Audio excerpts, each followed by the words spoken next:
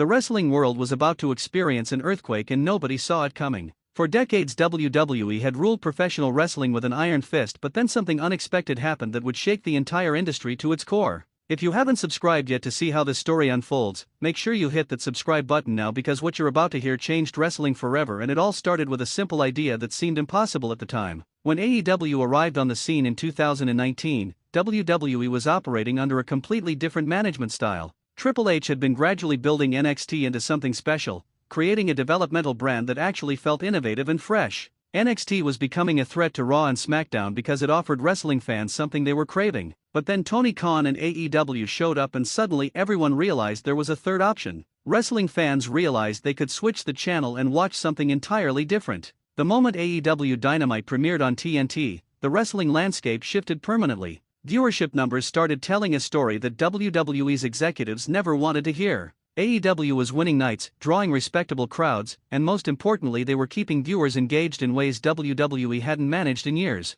Wrestlers who felt overlooked or underutilized suddenly had an option. They could go to AEW and become main event players instead of mid-card filler on WWE television. The talent exodus that followed was devastating for WWE's confidence. Some of the biggest names in the industry started looking towards AEW as a fresh opportunity. Wrestlers wanted creative freedom and the ability to perform in different environments. AEW offered wrestlers a chance to be the stars instead of just characters in someone else's story. This became the most attractive option for performers who felt they had hit a ceiling in WWE. Triple H's vision for NXT was to create a third brand that could eventually stand alongside Raw and SmackDown, but AEW got there first. When AEW started recruiting NXT talent, suddenly that brand, which had been built with such care, started losing its shine. Wrestlers Triple H had invested time and training into were leaving for a company that offered them better opportunities and more television time. The momentum that NXT had been building evaporated almost overnight. WWE's response to AEW was initially dismissive, but that attitude changed when the ratings consistently showed AEW holding its own. The wrestling monopoly that WWE had enjoyed for over a decade was suddenly under genuine threat.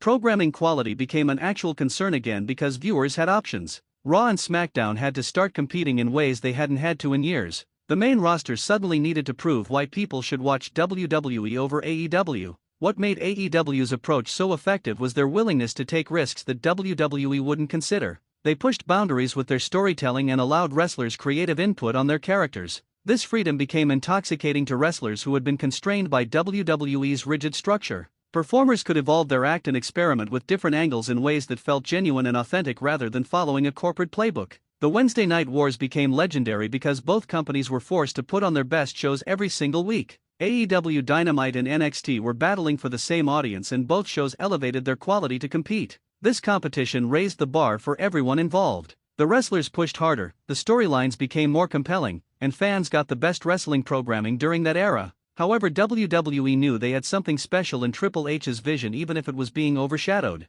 AEW proved that WWE's dominance wasn't inevitable or untouchable. They showed the wrestling world that a new company with proper funding and creative freedom could challenge the established order. This realization emboldened wrestlers, agents, and even fans who had wondered if we would ever see wrestling competition again. The industry felt alive in ways it hadn't since WCW pushed WWE decades earlier. The financial impact on WWE was real, even if they wouldn't admit it publicly. Sponsors and broadcasting partners noticed the competition. WWE's negotiating position weakened slightly, knowing that alternatives existed. This pressure forced WWE to reconsider some of their policies and approaches. Creative became more fluid, wrestler opportunities expanded, and the overall product needed to be more compelling to justify fan loyalty. Triple H's legacy became complicated during this period because while NXT was his baby, AEW's emergence showed that his brand wasn't as immune to competition as many believed. His developmental territory suddenly had to compete on the same playing field as established television programming. The shine wore off quickly once AEW proved they could attract significant audiences and maintain them week after week. What seemed innovative in NXT felt less revolutionary when compared to what AEW was accomplishing. AEW's arrival in professional wrestling created ripple effects that are still being felt today. They proved that WWE wasn't all-powerful and that wrestling fans would support alternative products if given quality content. This knowledge changed how WWE operates moving forward. They can no longer take their audience for granted or operate with the confidence they once possessed. The wrestling business became genuinely competitive again in the mainstream market. The talent landscape changed because wrestlers now knew opportunities existed beyond WWE's walls. Salary negotiations became more complex because WWE had to match offers or lose personnel. Young wrestlers starting their careers realized they had genuine choices about where they wanted to perform. This shift in power dynamics from being completely WWE-centered to having legitimate alternatives fundamentally altered how the wrestling industry operated on every level. What AEW accomplished transcended wrestling ratings and television competition. They proved that wrestling fans were hungry for alternatives and would actively choose to watch new content if it offered something different. They showed that creative freedom and unconventional storytelling could build a dedicated and passionate fan base. They demonstrated that the wrestling industry could support multiple major players competing simultaneously. Make sure you subscribe to see more stories about how wrestling continues to evolve and change, because the best part of this industry is that we never know what happens next.